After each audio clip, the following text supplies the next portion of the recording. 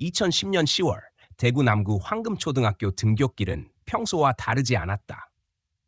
가을의 공기가 차갑게 스며들던 그날 아침, 7살 소은은 엄마가 생일 선물로 사준 별 모양의 은색 목걸이를 걸고 학교 버스를 향해 뛰어갔다.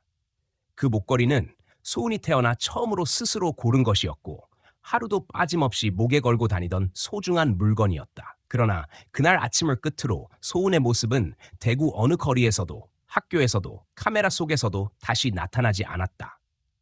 아무도 비명을 들은 사람이 없었다. 함께 등교하던 친구들 중 누구도 그녀가 버스에 오르는 모습을 확실히 기억하지 못했다. 하굣길에서 본 사람도 없었다. CCTV에는 버스가 멈추는 장면만 남아 있었고 그 안에서 소은의 흔적은 감쪽같이 사라졌다. 경찰은 사건 발생 직후 전면 수색을 시작했다. 황금동 골목길부터 신천 강변까지 모든 지역이 동원되었다. 공원, 하천, 버스 노선, 학교 주변, 아파트 단지, 심지어 하수구까지 뒤졌다. 대구경찰청은 실종수사본부를 설치하고 연일 언론 브리핑을 열었지만 시간이 갈수록 목격자는 나오지 않았고 단서도 사라졌다. 첫 한 달 동안은 도시 전체가 그 아이의 이름을 기억했다. 버스 정류장, 지하철역, 편의점, 빌딩 입구, 시장 상가 유리문에 실종 전단이 붙었다. 웃고 있는 소은의 사진 아래에는 찾습니다라는 글씨가 굵은 붉은색으로 적혀 있었다. 어린아이의 얼굴이 수백 곳에 걸려 있어도 아무도 아무것도 보지 못했다. 사람들은 처음엔 안타까워했고 다음엔 무관심해졌다. 경찰은 전국 아동 실종 경보망을 통해 접수를 이어갔지만 뚜렷한 진전은 없었다. 그리고 시간이 흘렀다. 2달째가 되었을 때 수사본부는 규모를 축소했다. 자원봉사자들도 점점 발길을 끊었다. 경찰은 흔적이 남지 않은 실종 사건에 대해 장기 수사 전환을 발표했다. 언론의 관심도 빠르게 식었다. 더 이상 뉴스 헤드라인에 소은의 이름은 오르지 않았다. 엄마 박혜림은 이 모든 과정을 한 걸음도 뒤로 물러나지 않고 지켜보았다. 처음엔 모든 현장에 따라다녔고 경찰과 함께 매일 골목을 돌았다. 시간이 지나면서 혜림만이 현장에 남았다. 아무도 오지 않는 곳에서 혼자 전단지를 다시 붙이고 이미 지워진 포스터 자리에 이름을 새겼다. 3개월이 지나자 동네 사람들의 표정이 달라졌다. 처음엔 걱정과 연민이 담겨 있었지만 어느 순간부터는 침묵과 회피로 바뀌었다. 집 앞 우체통에는 더 이상 실종 아동 전단이 꽂히지 않았다. 친구들도 이웃도 동료 교사도 점점 거리를 두었다. 실종된 아이의 부모는 시간이 흐를수록 사회에서 조용히 밀려나게 된다는 사실을 혜림은 그때 처음 알았다. 누구도 잊지 않겠다고 말했지만 결국 기억하는 사람은 단 한 명뿐이었다. 1년이 지나자 이 사건은 공식적으로 미제로 분류되었다. 경찰 기록엔 단서 없음이라는 단 2글자가 남았다. 수사는 완전히 멈췄고 사건 번호만 남은 채 서류는 서랍 깊숙이 밀려 들어갔다. 이 시점부터 소은의 이름은 언론의 기록에서도 방송에서도 사라졌다. 대구의 다른 사건들이 새로운 이슈로 덮어갔고 사람들은 그것을 잊는 법을 터득해갔다.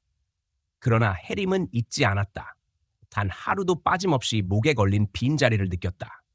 집안 모든 시계가 그날의 시간에서 멈춘 것 같았다. 남편 박진호는 점점 혜림과 대화하지 않게 되었다. 처음엔 함께 수사를 쫓았지만 시간이 갈수록 피로와 절망이 두 사람 사이에 깊은 틈을 만들었다. 2년째 되던 해, 진호는 결국 집을 나갔다. 아무 말도 남기지 않았다. 혜림은 그날 이후 누구와도 미래에 대한 이야기를 꺼내지 않았다. 학교도 그만두었다. 교실에 앉아 또래 아이들을 바라보는 시간이 견딜 수 없었기 때문이다. 교무실의 달력은 2010년에서 넘어가지 않았다. 그녀는 집을 떠나지 않았다. 강 건너 아파트로 이사하자는 친척의 제안도, 전세 보증금을 빼서 다른 동네로 가자는 조언도 모두 거절했다. 소은이 집을 찾게 된다면 이곳으로 돌아올 거라는 생각을 단 한 번도 버리지 않았다. 마당의 나무도 그대로, 현관의 이름표도 그대로, 집 안 가구의 위치도 단 한 번도 바꾸지 않았다. 세상은 변했지만 그 집안의 시간만은 멈춰 있었다. 사람들은 그녀에게 이제는 놓아야 한다고 말했다. 있는 게 사는 거다라고도 했다. 하지만 혜림에게 그것은 죽음과 다름없는 말이었다. 세상이 아무리 조용해도 집안 어딘가에는 소은의 웃음소리가 여전히 남아있다고 믿었다. 어떤 날은 우편함에 낡은 전단지를 다시 접어넣으며 스스로에게 말했다. 오늘이 아닐 수도 있지만 언젠가는 돌아올 것이라고. 2015년 사건이 발생한 지 5년이 지나자 행정기록에서는 소은의 실종 번호가 장기 미해결 사건 목록으로 자동 분류되었다. 경찰서 담당자도 여러 번 바뀌었다. 담당 수사관은 그때마다 인사를 하며 기록은 남아있습니다라는 똑같은 말만 반복했다. 그 말은 위로도 약속도 아니었다. 그저 정해진 절차였다. 그 사이 도시의 풍경은 변했다. 새 아파트가 들어서고 길이 확장되고 버스 노선이 바뀌었다. 그러나 황금초등학교 앞에 버스 정류장만은 그대로였다. 해림은 그곳을 지나갈 때마다 2010년 10월의 공기가 그대로 스며드는 것을 느꼈다. 아무것도 변하지 않은 것처럼 느껴졌지만 모든 것이 변해 있었다. 그녀는 매일 아침 같은 시간에 일어나 차를 끓였다. 식탁에 앉아 차를 마시며 창밖을 바라보는 행위는 하나의 의식처럼 굳어졌다. 날씨와 계절이 바뀌어도 이 의식은 바뀌지 않았다. 그것이 세상과 연결되는 유일한 끈이었기 때문이다. 차를 마신 후에는 오래된 노트 한 권을 꺼내 날짜와 숫자를 적었다. 소은 없는 하루의 숫자는 5,001을 넘기기 시작했다. 노트는 점점 두꺼워졌고 종이는 닳아갔다. 그러나 적히는 문장은 한결같았다. 오늘도 기다린다. 그녀의 기다림은 거창하지 않았다. 거리를 걸을 때마다 지나가는 사람들의 목에 걸린 목걸이를 바라보고 지하철 안에서 비슷한 나이를 가진 여성을 보면 잠시 숨을 멈추는 일상이 반복되었다. 그것이 유일한 방식이었다. 경찰도 언론도 사회도 이 사건을 잊었지만 그녀는 결코 잊지 않았다. 기다림은 고통이었고 동시에 살아있다는 증거였다. 2010년 10월의 그날 이후로 해림의 삶은 선명하게 두 시기로 나뉘었다. 소은이 사라지기 전의 시간과 사라진 후의 시간. 전자는 따뜻하고 빛났고 후자는 길고 차가웠다. 세상은 그 구분을 모른 채 흘러갔지만 그녀에게는 단 하루도 그 경계가 흐려진 적이 없었다. 그녀는 믿음을 놓지 않았다. 그 믿음이 부서질 때마다 다시 붙잡았다. 아무도 기억하지 않아도 경찰 기록에 먼지가 쌓여도 정류장의 벤치에 낡은 페인트가 벗겨져도 소은의 이름은 그녀의 하루 속에 살아있었다. 그리고 15년이라는 시간이 흘렀을 때 그 기다림은 뜻밖의 방식으로 깨어나게 된다. 하지만 그날이 오기 전까지 그녀의 시간은 여전히 2010년에 머물러 있었다. 2025년 1월 초 대구의 겨울 아침은 언제나처럼 고요했다. 15년 동안 똑같은 방식으로 하루를 시작해온 박해림은 이날도 아무런 기대 없이 TV 전원을 눌렀다. 화면에는 익숙한 뉴스 앵커의 단정한 목소리가 흘러나오고 있었다. 무겁지도 가볍지도 않은 어조, 지역 소식을 전할 때마다 들려오던 그 평범한 톤이었다. 대구 외곽에서 발생한 사고 소식, 농산물 가격 하락, 지방선거 일정. 언제나처럼 흘려듣던 내용 속에서 예상치 못한 장면이 눈에 들어왔다. 경북 안동에서 열린 자선 모금 행사 현장을 중계하는 뉴스였다. 낯선 소도시의 행사 영상이었지만 해림의 시선은 화면 한쪽을 스치고 지나간 단 한 사람에게 고정됐다. 짙은 녹색 점퍼를 입은 한 젊은 여성이 화면을 가로질러 걸어갔다. 목에 걸린 은색 별 모양 목걸이가 조명을 받아 짧게 반짝였다. 그 반짝임은 오래전 기억 속의 한 조각을 그대로 꺼내왔다. 생일날 소은이 직접 고른 그 목걸이였다. 은색 체인과 별 모양의 펜던트 한쪽 끝에 미세한 흠집이 있었다. 소은이 그 목걸이를 떨어뜨렸을 때 생긴 흔적이었다. 해림은 15년 동안 그 모양을 단 한 번도 잊은 적이 없었다. 눈앞에 화면이 흐릿해지는 것 같았다. 젊은 여성이 화면 한가운데를 지나갔고 카메라가 살짝 흔들리면서 펜던트가 다시 빛을 반사했다. 그것은 실수가 아니라 분명한 증거처럼 보였다. 해림은 손끝으로 리모컨을 꽉 쥐었다. 화면의 시간이 멈춘 것처럼 느껴졌다.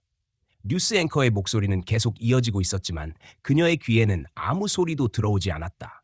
그 순간부터 방송은 자선 행사의 목적이나 지역 소식이 아니라 그 목걸이만 남았다. 해림은 프로그램이 끝나자마자 방송국에 전화를 걸어 안동 현장 중계의 영상 일자를 확인했다.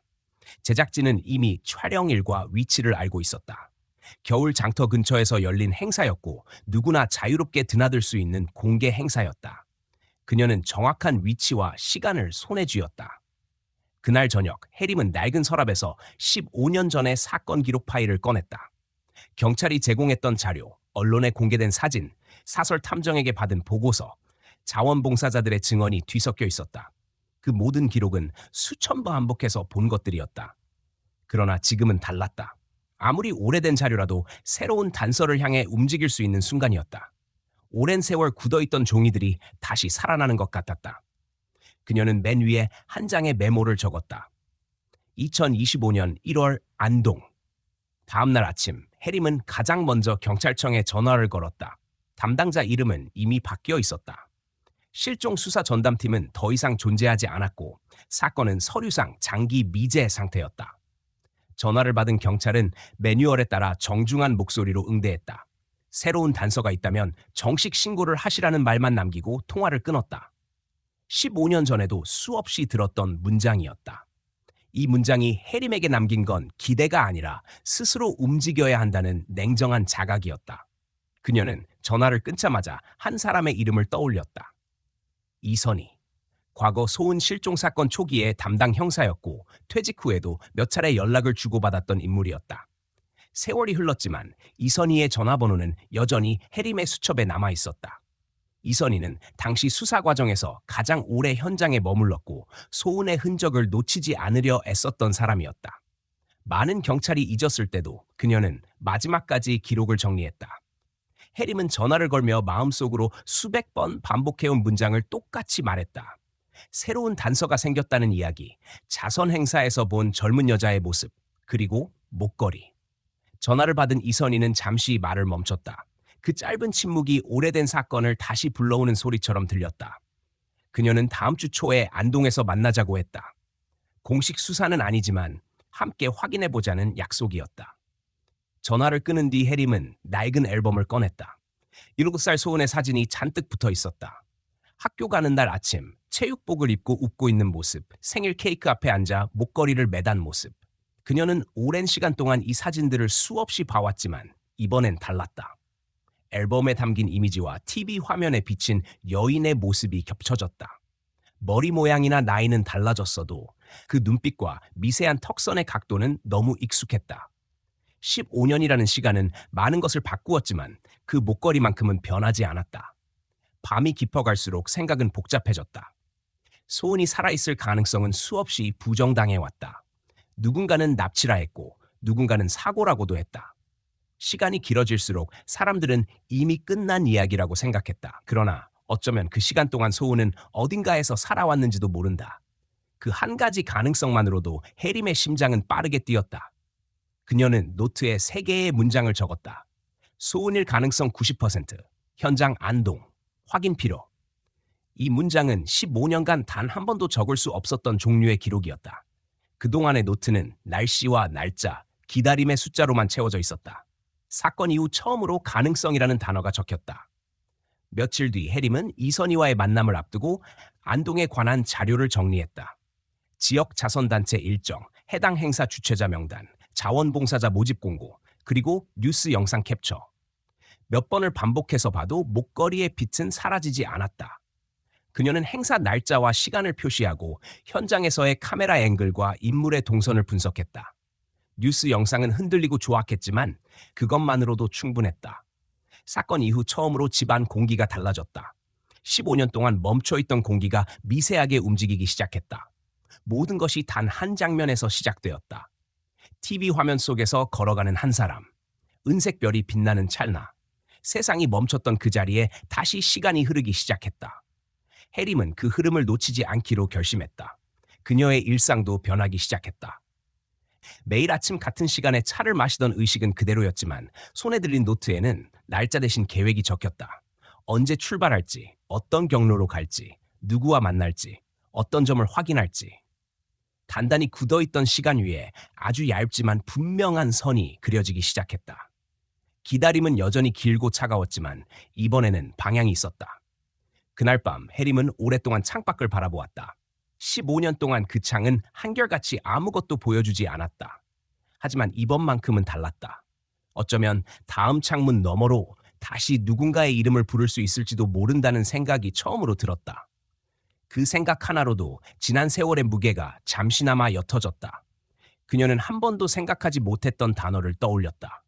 가능성. 그 가능성이 진실이 될지 또 한 번의 절망으로 끝날지는 아무도 알 수 없었다. 하지만 지금 이 순간만큼은 2010년의 시간에 갇혀있던 시계가 조금은 앞으로 움직이고 있었다. 그리고 그 움직임은 이 긴 세월 동안 단 한 번도 없었던 일이었다. 소은이 사라진 이후 박혜림의 삶은 명확하게 둘로 나뉘었다. 그전에는 평범하고 안정된 삶이었다. 초등학교 교사로서 일과를 보내고 남편과 함께 어린 딸을 키우며 주말마다 소풍을 나가는 생활. 매년 봄이면 가족 사진을 찍었고 여름이면 교회 수련회에 참석했으며 가을에는 아이 손을 잡고 재래시장에 갔다. 그 모든 건 실종이라는 단어가 그녀의 삶을 집어삼키기 전까지 당연한 일상이었다. 하지만 그날 이후 일상은 완전히 무너졌다. 아무것도 달라지지 않은 것처럼 보였지만 모든 것이 달라졌다. 처음 1년 동안 혜림은 실종 전단과 사건 기록으로 하루를 보냈다. 교실에 앉아 수업을 하다가도 아이들의 목소리 뒤에 소은의 웃음소리가 겹쳐 들리는 것 같았다. 쉬는 시간마다 복도를 서성였고 하교 시간마다 학교 앞 정류장을 바라봤다. 학생들이 하나둘씩 부모와 함께 돌아가는 모습을 볼 때마다 가슴 깊은 곳에서 압력이 차오르는 것 같았다. 어떤 아이는 엄마 품에 안겨 웃었고 어떤 아이는 친구들과 떠들며 길을 건넜다. 그 평범한 풍경 하나하나가 칼처럼 가슴을 찔렀다. 어느 날 교무실 의자에 앉아 있다가 문득 깨달았다. 자신은 이 공간에 더 이상 설 자리가 없다는 것을. 교단에 서 있는 동안 소은의 이름을 단 한 번도 입 밖에 내지 않았지만 교실 전체가 그 이름으로 가득 차 있었다. 결국 그녀는 교직을 그만두었다. 퇴직 후의 시간은 더욱 느리게 흘렀다. 하루를 견디는 일 자체가 싸움이었다. 아침에 일어나 차를 끓이고 노트를 펴고 날짜를 적는 일로 하루가 시작됐다. 점심이 오기 전까지는 말 한마디 하지 않았다. 저녁이 올 때까지 창밖을 바라보며 소은의 이름을 반복해서 중얼거렸다. 기다림이라는 건 시간이 흘러도 익숙해지지 않는 감정이라는 걸 매일 체감했다. 사람들은 시간이 약이라고 말했지만 그녀에게 시간은 약이 아니라 고통의 길이를 늘리는 것이었다. 남편 박진호와의 관계는 사건 이후 빠르게 무너졌다. 처음 몇 달 동안 그는 수사에 함께했고 함께 경찰서를 드나들며 자원봉사자들을 만났다. 그러나 1년이 채 지나지 않아 그는 말을 잃었다. 침묵이 둘 사이를 가득 메웠다. 혜림은 소은의 이름을 하루에도 수십 번 말했고 진호는 그 이름을 단 한 번도 입에 올리지 않았다. 그의 침묵은 외면이었고 혜림에게는 배신이었다. 그는 점점 집에 머무는 시간을 줄였고 결국 떠났다. 이혼은 특별한 갈등 없이 조용히 이루어졌다. 결혼 생활의 끝은 싸움이 아니라 무너짐에 가까웠다. 법원에 나가 서류에 도장을 찍는 순간조차 서로 눈을 마주치지 않았다. 그렇게 가족이라는 울타리는 완전히 사라졌다. 사건은 한 사람을 잃는 것이 아니라 가족 전체를 무너뜨린다는 것을 그때 처음 실감했다. 시간이 지날수록 사람들은 멀어졌다. 친구들도, 이웃도, 동료 교사도 처음엔 위로와 격려를 보냈지만 어느 순간부터 조용히 거리를 두기 시작했다. 오랜 시간이 지난 후에도 실종 아동을 기다리는 사람은 점점 특별한 사람으로 분류되었고 혜림은 그 범주 안으로 밀려났다. 사람들은 위로보다 침묵을 선택했다. 그녀의 눈을 마주치는 것을 피했다. 누군가의 불행이 오랜 시간 지속되면 그것은 더 이상 함께할 수 있는 일이 아니라는 걸 그때 깨달았다. 그녀는 집을 떠나지 않았다. 실종 아동 가족 지원센터에서는 거주지를 옮기는 것을 권유했지만 그럴 수 없었다. 소은이 돌아올 곳이 이 집이라고 믿고 있었기 때문이다. 현관문에 붙은 가족 이름표도 바꾸지 않았다. 우편함에 꽂힌 오래된 실종 전단지를 꺼내 접어 서랍에 넣었다. 낡은 장판, 오래된 커튼, 가구의 위치 하나까지 그대로였다. 마치 시간이 집 안에서 멈춘 듯했다. 이웃이 새로 이사오고 거리가 변하고 버스 노선이 바뀌어도 그녀의 집은 여전히 2010년에 머물러 있었다. 5년이 지났을 무렵 경찰에서 장기 미제 사건 분류 안내 우편이 도착했다. 담당자 이름은 사건 당시와 전혀 다른 사람이었고 편지는 기계적으로 출력된 문장으로 채워져 있었다. 기록은 남아있으나 수사팀은 존재하지 않는다는 내용이었다. 그 편지를 들고 서 있던 순간 그녀는 세상이 이 사건을 완전히 지워버렸다는 걸 실감했다. 하지만 그녀는 멈추지 않았다. 매년 같은 날, 같은 시간에 경찰청에 전화를 걸었다. 담당자가 바뀔 때마다 처음부터 사건을 설명했고 매번 똑같은 대답을 들었다. 기록은 남아있지만 새로 확인할 것이 없다는 말이었다. 그러나 그녀는 단 한 번도 전화를 거르지 않았다. 그녀의 하루는 정해진 의식으로만 이루어졌다. 아침에 차를 끓이고 노트를 펴고 날짜를 적고 오래된 전단지를 꺼내 읽는 것, 경찰서에 전화하고 답을 듣고 다시 서랍에 전단지를 넣는 것, 저녁에 다시 노트를 펴고 오늘도라는 문장을 적는 것. 그것이 세상과 자신을 연결하는 유일한 끈이었다. 사람들은 그녀를 시간에 갇힌 사람이라고 불렀다. 누군가는 안타깝게, 누군가는 피곤하다는 듯 말했다. 하지만 그녀는 그 말들에 어떤 감정도 느끼지 않았다. 오랜 세월을 거치면서 세상과의 연결고리는 희미해졌고 그 자리를 소은의 이름 하나가 완전히 차지했다. 그녀가 집을 떠나지 않겠다고 결심한 이유는 단순했다. 소은이 돌아올 경우 단 한 번의 순간도 놓치고 싶지 않았기 때문이다. 문 앞에 붙은 이름표를 바꾸지 않은 것도 가구를 그대로 둔 것도 모두 같은 이유였다. 기다림은 집을 붙드는 이유였고 동시에 집이 무너지지 않는 유일한 근거였다. 그 사이 대구의 모습은 완전히 변했다. 신도시가 생기고 건물이 세워지고 학교도 확장됐다. 하지만 황금초등학교 앞 버스 정류장만큼은 그대로 남아 있었다. 그녀는 그곳을 일부러 피해 다니지 않았다. 오히려 일부러 지나쳤다. 정류장을 지날 때마다 7살 소은이 버스를 향해 뛰어가던 마지막 모습을 떠올렸다. 그 장면은 15년 동안 단 한 번도 흐려지지 않았다. 시간은 흘렀지만 그녀는 단 한 번도 종결이라는 단어를 입에 올리지 않았다. 세상은 이미 사건을 끝냈지만 그녀의 시간은 여전히 그 자리에 머물러 있었다. 아무도 기억하지 않아도 상관없었다.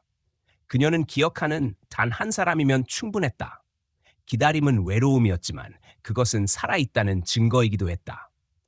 그리고 15년이 흐른 어느 날 텔레비전 화면에 스친 단 한 장면이 그녀의 모든 시간을 뒤흔들었다.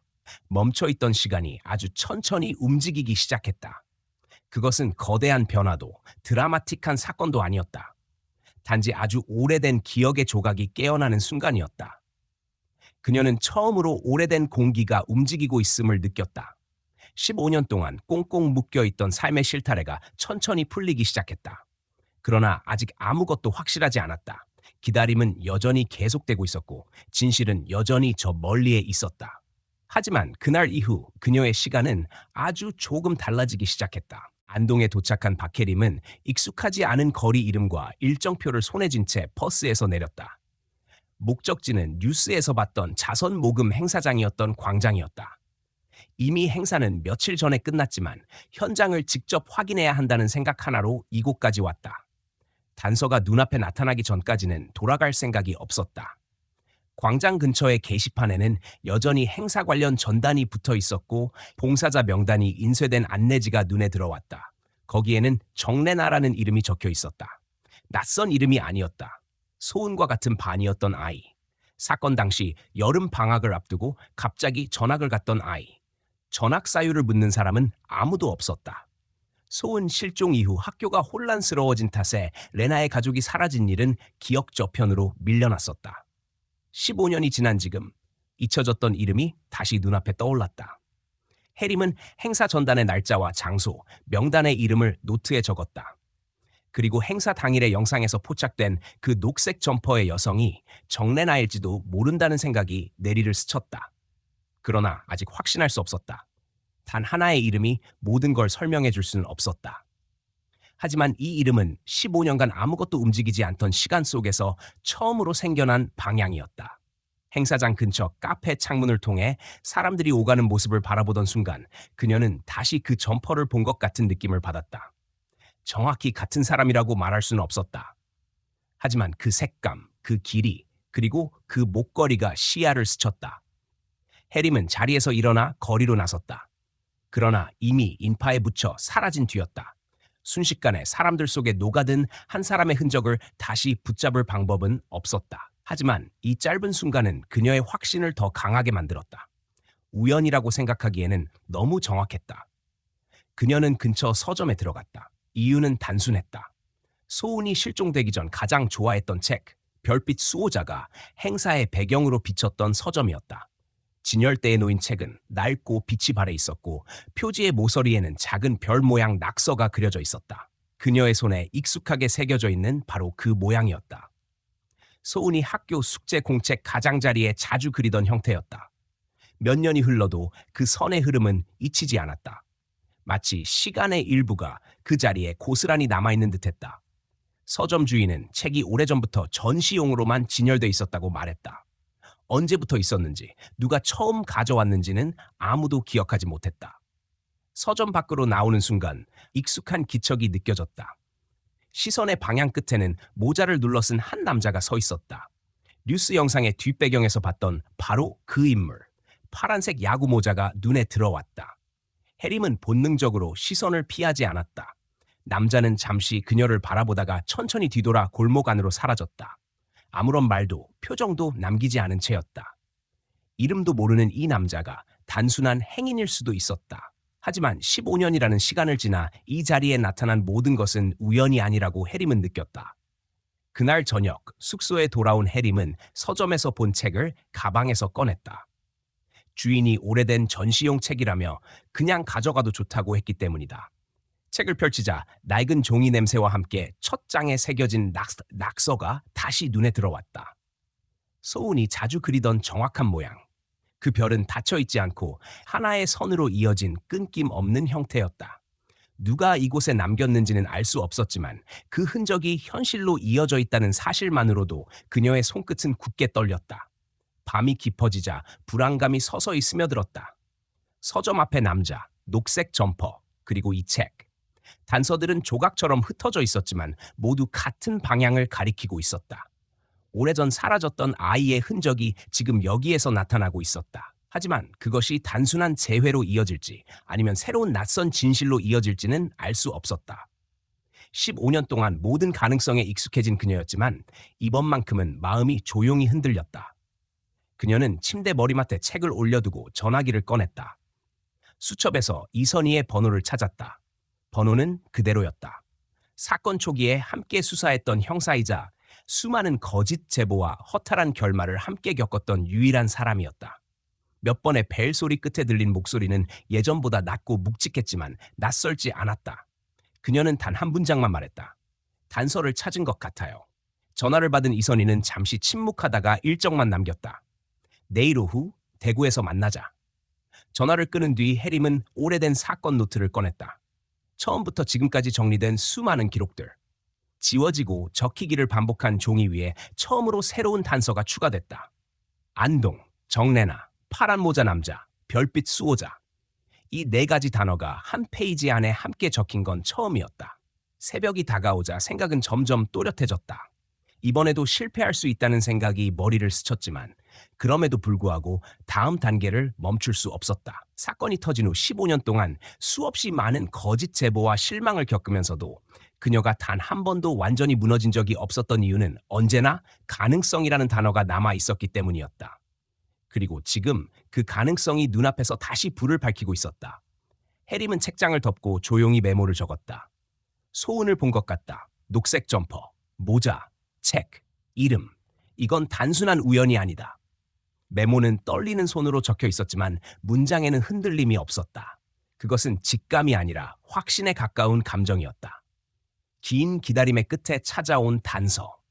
이것이 무엇을 의미하는지 아직 알 수는 없었지만 해림은 이미 마음 깊은 곳에서 다음 날을 준비하고 있었다. 그녀는 다시 창가로 다가가 손에 쥔 노트를 바라봤다. 이 노트에는 오랜 시간 동안 기다림만 기록돼 있었다. 아무것도 바뀌지 않는 하루의 연속. 하지만 오늘은 달랐다. 기다림의 기록이 처음으로 움직이기 시작했다. 정해진 문장 대신 새로운 이름과 날짜가 적혔고 그것만으로도 그녀는 숨을 조금 더 깊게 내쉴 수 있었다. 그건 오랜 절망 속에서 맞은 아주 작은 균열이었다. 그 균열이 어떤 문을 열게 될지 알 수는 없었다. 그러나 적어도 지금 이 순간 해림은 그 균열을 외면할 수 없었다. 그것이 소운으로 이어질지도 모른다는 감각이 전신을 파고들었다. 15년 동안 아무것도 바뀌지 않았던 세상이 단 한 번의 우연 같은 단서로 흔들리고 있었다. 다음 날 이선희와 만날 때 무엇을 얘기해야 할지는 이미 정해져 있었다. 그것은 증거가 아니라 확신의 시작이었다. 안동 외곽의 낡은 여관 앞에 도착했을 때 해림은 마음속으로 이미 수십 번 이 순간을 상상했었다. 자선행사 영상에서 우연히 포착된 파란 모자 남자가 이 근처에 거주한다는 정보를 이선희가 확보한 지 이틀 만이었다. 이선희는 여전히 현직 수사관이 아니었지만 오래된 인맥을 통해 몇 가지 확인을 마쳤고 두 사람은 여관 근처 주차장에 차를 세워둔 채 조용히 움직였다. 여관은 도심과 멀리 떨어져 있었고 장기 투숙객들이 드나드는 곳으로 알려져 있었다. 이선희는 차 안에서 짧게 정보를 정리했다. 이 남자는 실명이 아니라 가명으로 체크인했고 현금으로 방세를 지불하고 있었다. 정확한 이름은 알 수 없었지만 행사 당시 영상에서 확인된 체격과 모자, 동선이 모두 일치했다. 경찰의 정식 수사망에 오르진 않았지만 해림에게는 이미 충분했다.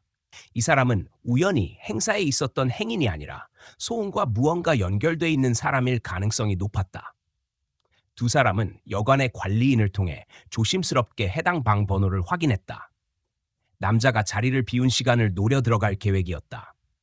이선희는 경찰 시절 배운 절차를 떠올리며 해림에게 짧고 단호하게 말했다. 안에 들어가서 본 건 절대 밖으로 말하지 마세요. 지금은 확인만 하는 겁니다. 해림은 고개를 끄덕였다. 15년 동안 그녀의 삶은 기다림뿐이었지만 오늘만큼은 그 기다림이 행동으로 바뀌는 날이었다.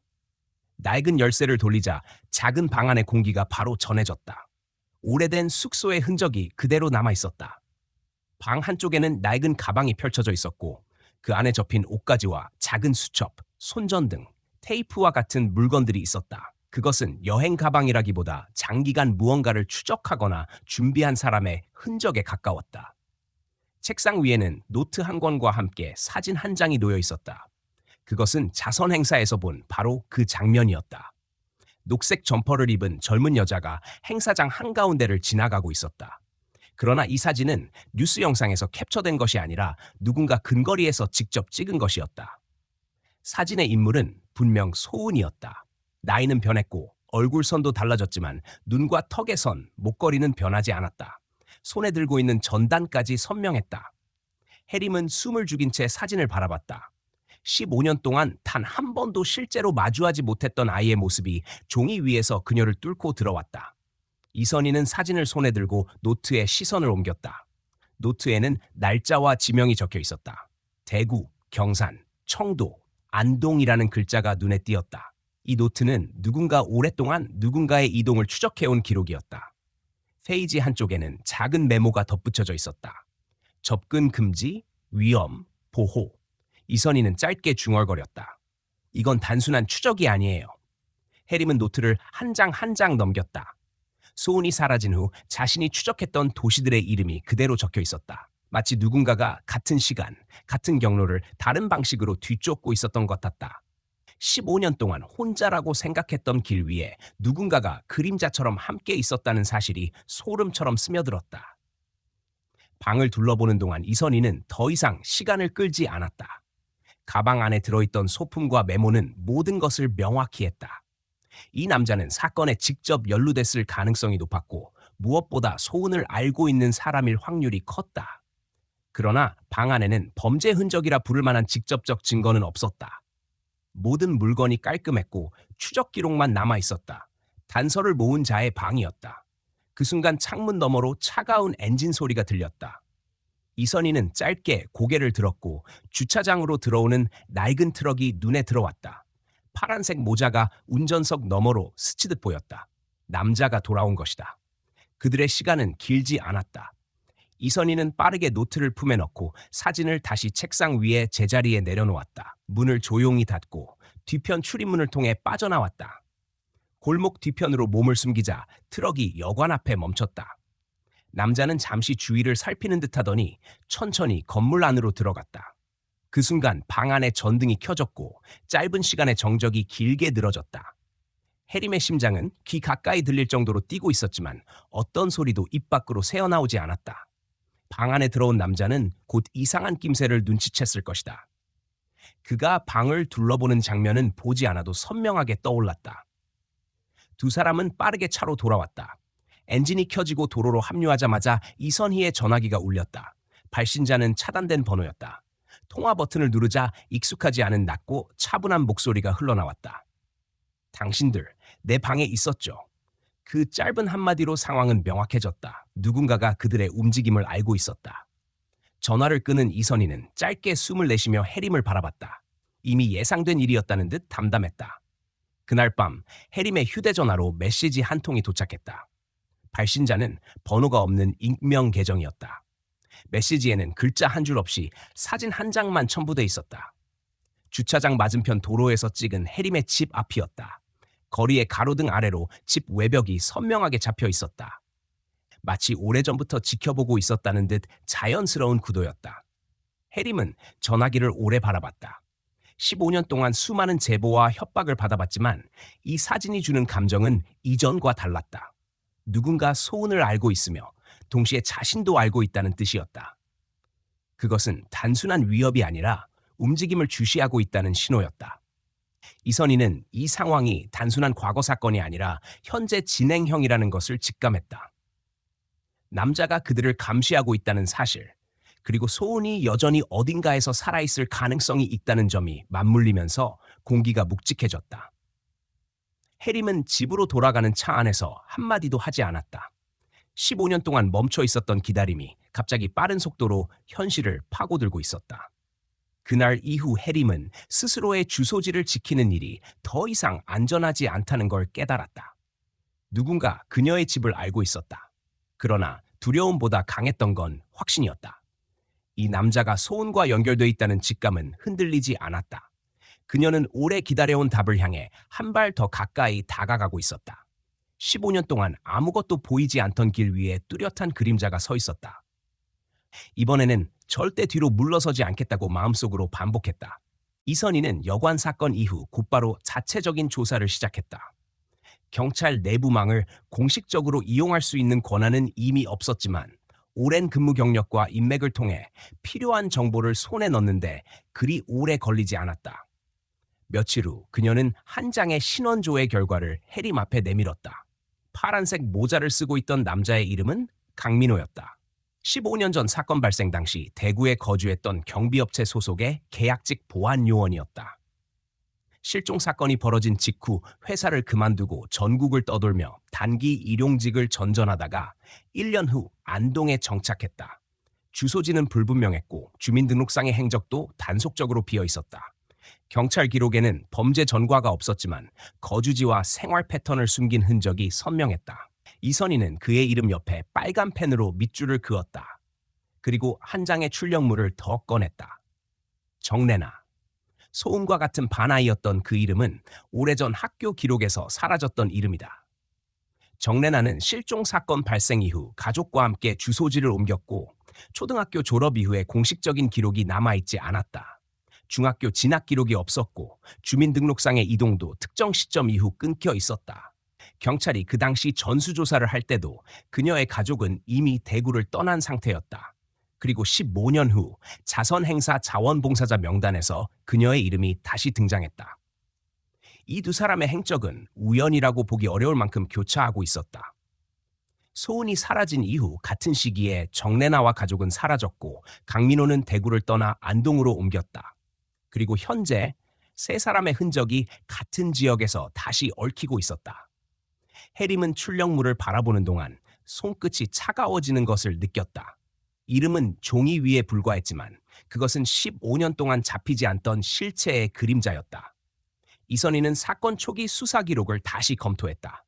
정래나의 가족은 당시 경찰 조사에서 단 한 번도 중요 인물로 분류되지 않았다. 전학간 시점이 사건 이후였기 때문에 단순 이사로 간주되었다.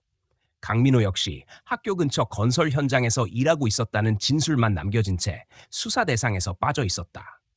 이 둘은 사건에서 완전히 벗어난 인물로 기록돼 있었지만 지금의 상황은 그 가정을 근본부터 뒤흔들고 있었다. 며칠 후 이선희의 휴대전화로 익명의 제보가 들어왔다. 안동 외곽의 동물보호소에서 일하고 있는 2명의 여성이 자원봉사자로 자주 목격되고 있다는 내용이었다. 한 명은 정래나와 비슷한 외모의 여성이었고 다른 한 명은 이름을 알 수 없는 젊은 여성이었다. 강민호 역시 같은 보호소 주변에서 종종 목격됐다는 정보도 함께 전해졌다. 제보자는 지역 주민이었고 두 사람이 오래전부터 그곳에 드나들었다고 말했다. 해림은 그 이야기를 들은 순간 한 사람의 얼굴이 머릿속에 또렷하게 떠올랐다. 자선행사 영상 속에서 스쳐 지나간 젊은 여자, 녹색 점퍼와 목걸이, 단 한 장면만으로도 가슴이 쪼그라들듯 조여왔던 그 순간. 이선희는 제보를 받은 다음 날 바로 안동으로 이동했다. 공식 수사가 아니었기 때문에 형식적인 영장은 없었지만 그들은 스스로 움직이기로 했다. 15년 동안 멈춰있던 사건은 이제 단순한 추적이 아니라 진실에 다가가는 흐름으로 변하고 있었다. 안동에서의 조사는 빠르게 진행됐다. 동물보호소의 자원봉사자 명단에는 정레나의 이름이 실제로 적혀 있었다. 보호소 측은 그녀가 몇 년 전부터 정기적으로 봉사를 해왔다고 설명했다. 신분증을 제출하지 않아도 되는 구조여서 실명 여부는 확실치 않았지만 이름은 분명했다. 그보다 더 중요한 건 목격자 증언이었다. 레나와 함께 일하는 젊은 여성이 있었다는 증언이 나왔다. 그녀는 외부인과 거의 접촉하지 않았고 항상 레나와 함께 움직였으며 자신의 이름을 밝힌 적이 없었다. 이선희는 보호소 근처에서 CCTV 영상을 확보했다. 며칠 전 촬영된 영상 속에는 2명의 여성이 있었다. 한 사람은 레나로 추정됐고 다른 한 사람은 화면을 스치듯 지나갔다. 그리고 그 목에는 분명한 반짝임이 있었다. 15년 전 실종 당시 소은이 걸고 있던 별 모양의 은색 목걸이였다. 시간은 흘렀지만 그 펜던트의 모양은 똑같았다. 영상 속 인물의 걸음걸이, 머리카락, 표정은 모두 자라난 성인이었지만 해림은 한눈에 알 수 있었다. 그것은 소은이었다. 영상의 존재는 모든 것을 뒤흔들었다. 그동안 사건의 프레임은 미제 실종이었지만 이제는 생존이라는 가능성이 현실로 드러나고 있었다. 이선희는 신중하게 움직였다. 강민호가 소은을 감시하거나 보호하고 있었을 가능성, 혹은 이 모든 것이 계획적으로 숨겨져 있었을 가능성까지 고려해야 했다. 사건의 형태가 단순하지 않다는 것은 이미 방 안의 노트와 사진이 보여주고 있었다. 해림은 영상을 반복해서 보았다. 15년 동안 수백 장의 전단을 붙이고 수십 번의 거짓 제보를 들었지만 단 한 번도 실제로 소은의 모습을 본 적은 없었다. 그러나 지금 화면 속에서 걸어가고 있는 사람은 분명 소은이었다. 시간이 흐르며 얼굴선이 달라졌어도 어린 시절의 특징은 여전히 남아 있었다. 손에 들려있는 작은 가방, 걷는 속도, 그리고 펜던트가 반사하는 각도까지 모든 것이 기억 속의 소녀와 겹쳐졌다. 그날 밤 해림은 잠을 이루지 못했다. 15년 동안 무너지고 다시 세웠던 수많은 기대와 절망이 한꺼번에 밀려왔다. 딸이 살아있을지도 모른다는 사실은 위로가 아니라 벼락처럼 가슴을 때렸다. 살아있다면 왜 돌아오지 않았는지, 왜 이름을 밝히지 않았는지, 왜 그렇게 오랫동안 침묵했는지. 수많은 질문이 머릿속을 파고들었지만 그 어떤 것도 답을 주지 않았다. 이선희는 사건을 좀 더 넓은 범위로 재검토하기 시작했다. 2010년 당시 기록에서 누락된 인물, 목격되지 않았던 장소, 간과된 진술들을 다시 꺼냈다. 강민호의 행적과 정레나 가족의 이사 시점은 사건 발생 직후와 절묘하게 겹쳐 있었다. 그것은 단순한 이동이 아니라 누군가의 계획적인 선택이었을 가능성을 강하게 시사하고 있었다. 이선희는 조용히 말했다. 이건 누군가가 아이를 숨겨온 사건이에요. 그 말에 해림의 손끝이 떨렸다. 단순한 납치나 범죄가 아니라 소은의 삶 전체가 15년 동안 누군가의 계획 속에 존재해왔다는 뜻이었다. 그리고 그 안에는 강민호, 정레나, 그리고 지금의 소은이 있었다. 긴 세월 동안 멈춰있던 사건이 실체를 드러내기 시작했다. 그림자였던 이름들이 하나씩 구체적인 사람으로 연결되고 있었다. 해림은 이제 단서가 아니라 진실의 문 앞에 서 있다는 걸 알았다. 15년 동안 반복되던 무기력함은 사라지고 오히려 서늘한 집중력이 그녀를 사로잡고 있었다. 앞으로 무엇이 기다리고 있든 이제는 뒤로 물러설 이유가 없었다. 안동의 동물보호소 근처로 향한 날은 이른 아침부터 흐름이 정해져 있었다. 이선희는 여러 차례 제보와 기록을 교차 검증했고 이미 내부 상황을 어느 정도 파악한 상태였다. 정레나가 이곳에서 오래 활동해왔다는 사실은 명확했고 소은으로 보이는 여성이 자주 드나든다는 증언도 일관되게 반복되고 있었다.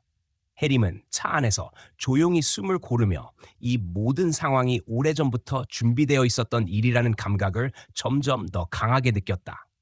15년 동안 멈춰있던 시간이 하나의 점으로 수렴되는 듯했다. 보호소 건물 뒤편에서 그들은 조용히 인근을 관찰했다. 이선희는 강민호의 움직임을 미리 파악하기 위해 근처 농로와 마을 진입로를 점검해 두었고 몇 시간의 기다림 끝에 정래나와 한 여성이 보호소 안으로 들어가는 모습이 보였다. 얼굴은 모자를 깊게 눌러쓴 탓에 뚜렷하게 보이지 않았지만 고개를 숙였을 때 목걸이가 미세하게 빛을 반사했다. 그것만으로도 해림은 눈앞이 흔들리는 듯한 감각을 느꼈다. 오래전 버스 정류장 앞에서 마지막으로 본 그 반짝임이 다시 눈앞에 있었다. 이선희는 차분하게 메모를 적었다.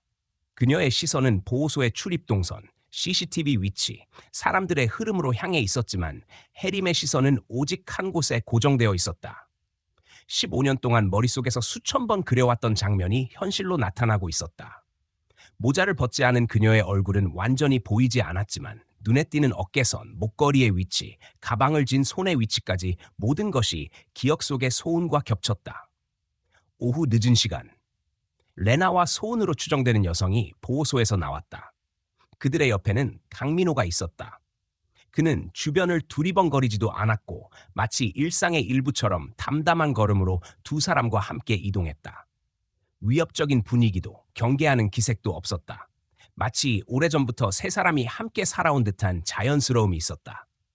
해림은 이 장면이 단순한 우연이 아니라는 걸 본능적으로 알아차렸다. 이선희는 즉시 차량을 따라 붙였다. 그들의 목적지는 안동 외곽의 한적한 언덕 마을 근처였다. 그곳에는 크지 않은 보호소 숙소 겸 주택이 있었고 주민등록상으로는 아무런 이름도 걸려 있지 않은 임대 건물이었다. 세 사람은 문을 열고 자연스럽게 안으로 들어갔다. 강민호가 경계를 서는 모습은 없었다. 이 장면은 15년 동안 소은이 누군가에게 감금당하고 있다는 상상과는 전혀 다른 그림이었다. 이선희는 현장에 바로 접근하지 않았다. 해림에게 무리한 접촉은 사건을 망칠 수 있다고 말했다. 대신 다음 날 오전 비공식적으로 소은의 존재를 확인하는 계획을 세웠다. 그러나 해림은 그날 밤 한숨도 자지 못했다. 소은이 살아있다는 사실이 명확해졌음에도 마음속에는 기쁨과 충격 그리고 설명할 수 없는 거리감이 복잡하게 얽혀 있었다. 살아있었다면 왜 돌아오지 않았는지, 왜 이런 방식으로 숨어야 했는지, 왜 아무에게도 알리지 않았는지. 다음 날 오전 두 사람은 조심스럽게 주택 근처로 접근했다. 보호소의 활동은 일정하게 이어지고 있었고 레나와 소은이 다시 밖으로 나오는 순간이 찾아왔다. 이선희는 멀리서 망원으로 그 모습을 포착했다. 고개를 숙인 소은의 옆모습이 선명하게 카메라 화면에 잡혔다. 그 얼굴은 성장했지만 해림이 수천 번 꿈에서 불러온 그 아이의 얼굴이었다. 이선희는 사진을 확인시켜주지 않으려 했지만 해림은 이미 느끼고 있었다. 멀리서도 변할 수 없는 무언가가 있었다. 그것은 피와 기억이 남긴 흔적이었다. 이선희는 보호소에 대한 정보를 더 깊이 조사했다. 시설은 오래전부터 개인 후원으로 운영되고 있었고 정식 등록이 되어 있지 않아 외부 감시가 거의 이루어지지 않는 곳이었다. 레나는 이곳에서 생활하면서 최소한의 외부 접촉만 유지하고 있었다. 소은이 이곳에서 얼마나 오래 지냈는지 알 수 없었지만 그 시간이 짧지 않았다는 건 분명했다. 며칠 후 이선희는 별도의 경로를 통해 확인된 기록을 가져왔다. 15년 전 실종 직후 소은의 이름으로 어떤 공공기관의 신고나 접수 기록도 남아있지 않았다. 대신 정래나 가족의 주민등록 이전 신고 내역에 강민호의 이름이 비공식적으로 얽혀 있었다. 당시에는 단순한 행정상 우연으로 넘겨졌지만 지금 와서 보면 그것은 명확한 연결점이었다.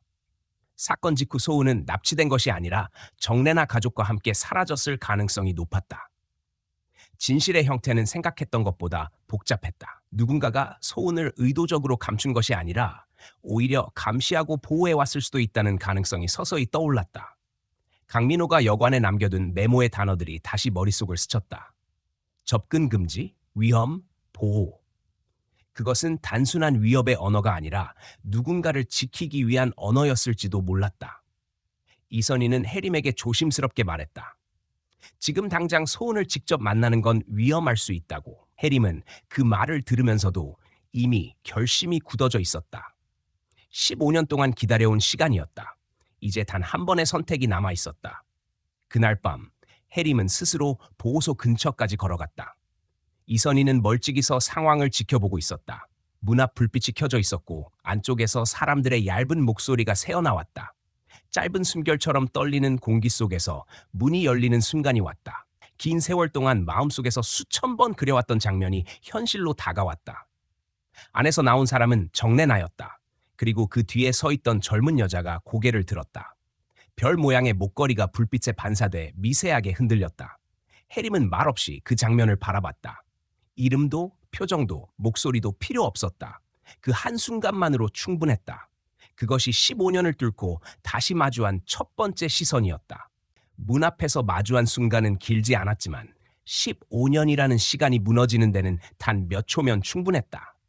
레나가 조용히 옆으로 비켜서자 목걸이를 걸고 있는 젊은 여자가 천천히 앞으로 나왔다. 얼굴은 성인이 되어 있었지만 해림은 단 한 번의 시선으로 알아볼 수 있었다. 소은이었다. 꿈에서 수백 번, 사진에서 수천 번 바라보았던 그 얼굴이 눈앞에 있었다. 손끝에 닿을 만큼 가까운 거리에 서 있었지만 두 사람 사이에는 보이지 않는 공기가 무겁게 가로질러 있었다. 소은의 눈빛은 낯설지 않았다. 오랜 시간 세상으로부터 떨어져 살았지만 어릴 적에 가졌던 고요하고 깊은 시선은 그대로 남아 있었다. 해림은 무언가를 말하려 했지만 어떤 언어도 이 시간을 설명할 수 없다는 걸 본능적으로 알고 있었다. 눈앞의 현실이 무너지는 대신 마음속에 오래 고여있던 공허함이 서서히 채워져 가고 있었다. 소은은 잠시 시선을 피했다가 다시 마주보았다.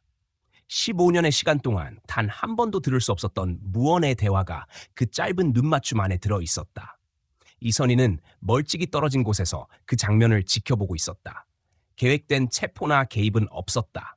이건 경찰의 시간이 아니라 가족의 시간이었기 때문이다. 그녀는 소은의 얼굴을 보며 강민호의 방에서 발견한 메모를 다시 떠올렸다. 위험, 접근 금지, 보호. 그 단어들이 위협이 아닌 방패였다는 걸 이 순간 모두가 알 수 있었다. 진실은 단순하지 않았다. 소은은 납치된 것도 감금된 것도 아니었다. 누군가로부터 도망치고 누군가의 손에 보호받으며 살아왔던 것이다. 소은은 조용히 말했다. 오랜 시간이 흐른 후 꺼내는 첫 목소리는 흔들림이 있었지만 단호했다. 그 목소리는 해림이 기억하던 아이의 음성과 겹치면서도 전혀 달랐다. 그녀는 이곳에서 자신의 삶을 만들어가고 있었다. 15년이라는 시간은 단순한 실종이 아니라 살아온 시간이었고 그 안에서 쌓인 선택과 상처가 있었다. 해림은 그 사실을 부정할 수 없었다. 어머니로서 돌아오길 바랐던 모든 꿈은 이 순간 조용히 무너졌지만 동시에 새로운 감정이 조용히 자리 잡았다.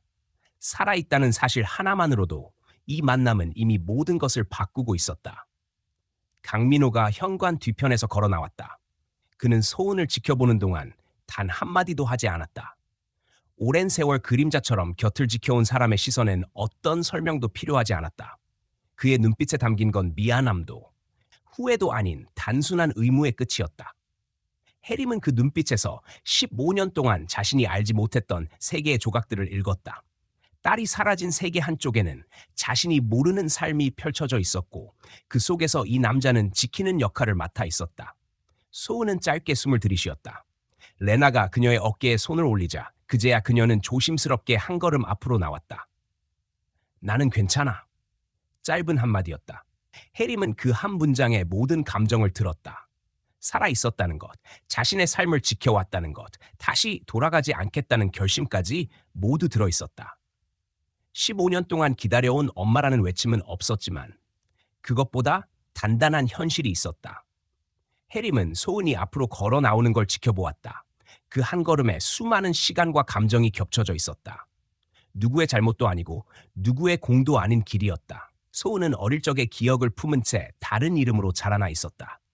보호소에서의 삶은 완벽하지 않았지만 그녀는 그곳에서 안전을 찾았다. 그녀는 선택의 결과로 그곳에 있었고 그 선택은 7살의 소녀가 아닌 성인이 된 그녀의 몫이었다. 이선희는 마지막 순간에도 개입하지 않았다. 해림이 소은을 껴안고 울부짖는 장면은 없었다. 대신 해림은 짧게 고개를 숙였다. 소은은 미세하게 고개를 끄덕였다. 그것이 그들만의 인사였다. 15년 동안 멈춰있던 시간이 흐르기 시작했다. 뒤틀리고 깨져있던 기억이 현실과 맞닿으면서 처음부터 다시 세워지는 느낌이었다. 며칠 후 소우는 다시 보호소로 돌아갔다. 해림은 억지로 붙잡지 않았다. 그것이 소은의 삶이라는 걸 알았기 때문이다. 이제 소은은 사라진 아이가 아니라 자신만의 시간을 살아가는 한 사람으로 존재하고 있었다. 강민호는 지역 당국의 조사에 협조하겠다는 의사를 밝혔고 이선희는 사건을 조용히 정리했다. 공식 수사로 번지는 대신 진실만 남겨두는 방식이었다. 해림은 서울로 돌아와 소은의 방을 처음으로 정리했다. 15년 동안 변하지 않았던 그 공간은 이제 기억을 지키는 자리가 아니라 삶을 다시 시작하는 출발점이 되었다. 벽에 걸려있던 사진을 닦고 작은 목걸이 상자를 조심스럽게 덮었다. 그 안에는 과거가 담겨 있었지만 미래를 붙잡고 있는 건 아니었다. 몇 주 후 한 통의 편지가 도착했다. 보낸 사람의 이름은 적혀 있지 않았지만 손글씨는 낯설지 않았다. 봉투 안에는 사진 한 장과 짧은 글귀가 들어 있었다. 사진 속 소은은 보호소에서 강아지 옆에 앉아 있었다. 표정은 담담했고 눈빛은 흔들림이 없었다. 글귀에는 단 한 줄만 적혀 있었다. 나는 괜찮아. 그리고 언젠가 다시 보러 갈게. 해림은 그 문장을 천천히 읽었다.